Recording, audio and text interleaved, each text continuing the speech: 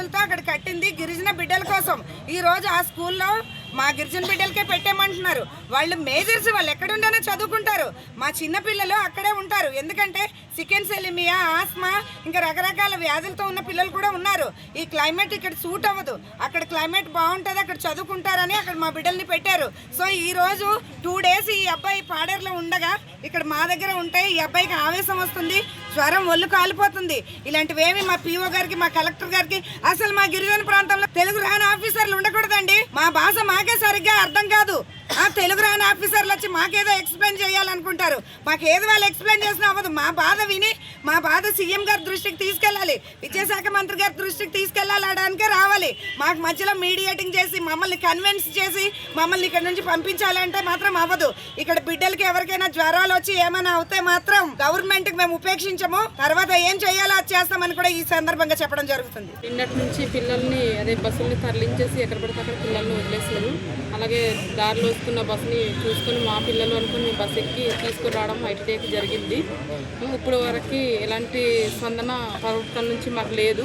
మళ్ళీ ఏంటంటే ఎవరైనా పలకరింపులకు వస్తే రాజకీయం చేస్తున్నారు పిల్లల్ని పట్టుకొని అని మమ్మల్ని వేలన చేస్తున్నారు, వెటకారిస్తున్నారు అన్నమాట. రాజకీయ నాయకులు ఇక్కడ వచ్చి ధర్నాలు చేస్తున్నారు, ఇది చేస్తున్నారు, అది చేస్తున్నారని పేరెంట్స్ని మేము కుంగిపోతున్నాం. మా పిల్లలు రోడ్డు మీద వచ్చేసారని మేము ఏడుస్తుంటే చూటిపోటి మాటలు, మాకెందుకు ఇంత ఇబ్బందులు, చూటిపోటి మాటలు ఏంటి, మా పిల్లల కోసం మేము రోడ్డు ఎక్కినప్పుడు ఆ అధికారులు ఈ పార్టీ వాళ్ళు వచ్చారు, ఆ పార్టీ వాళ్ళు వచ్చారు అని ఆ పక్కన ఎందుకు ఇక్కడ అసలు మా పిల్లలు రోడ్డు మీద ఎక్కారు. మా పిల్లలకి సరైన చదువు లేక, సరైన తిండి లేక నిన్నటి నుంచి ఎంత ఇబ్బంది పడుతున్నారో, ఎంత ఏడుస్తున్నామో, మేము ఎంత బాధపడుతున్నామో జనాలకు ఏం తెలుసు, ఈ ప్రభుత్వానికి ఏం తెలుసు.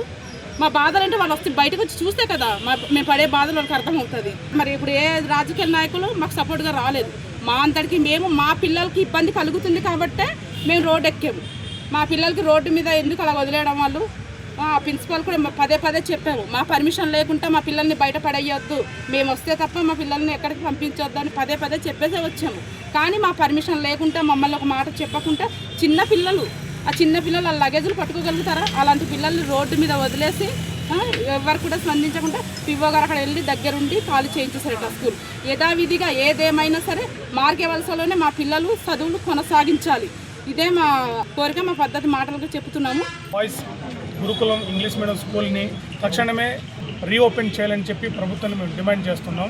నిన్నటి వరకు కలకలలాడుతున్న స్కూల్ని ప్రభుత్వం అర్ధంతంగా మూసేసింది.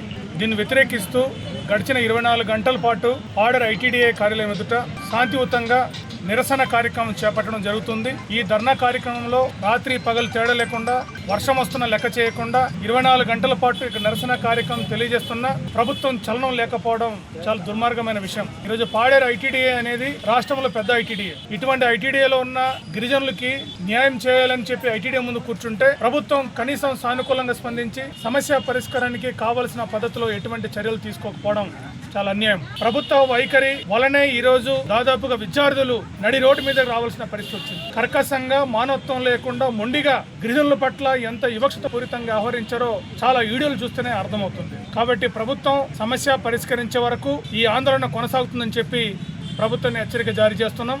ఈరోజు జిల్లా అధికారులు, కలెక్టర్ గారు, ఎస్పీ గారు, సంబంధిత జిల్లా అధికారులు నిర్వహించిన చర్చలో కూడా గిరిజనులకు సానుకూలమైన అభిప్రాయం కానీ సానుకూలమైన నిర్ణయం కానీ ప్రభుత్వం వెల్లడించలేదు. కాబట్టి మా ఉద్యమం కొనసాగుతుంది. సమస్య పరిష్కరించే వరకు కూడా మా ఉద్యమం ఉంటుంది. నిజంగా రాష్ట్ర ముఖ్యమంత్రి గారు అరకు వచ్చినా రాకపోయినా school of excellency, college of excellency పందుల తొట్టులాగా తయారు చేయడం మానేసి ఉత్తరాంధ్ర గిరిజనులకున్న ఏకైక ఇంగ్లీష్ మీడియం బాయ్స్ స్కూల్ని తక్షణమే పునరుద్ధరణ చేపట్టాలని చెప్పి డిమాండ్ చేస్తున్నాం.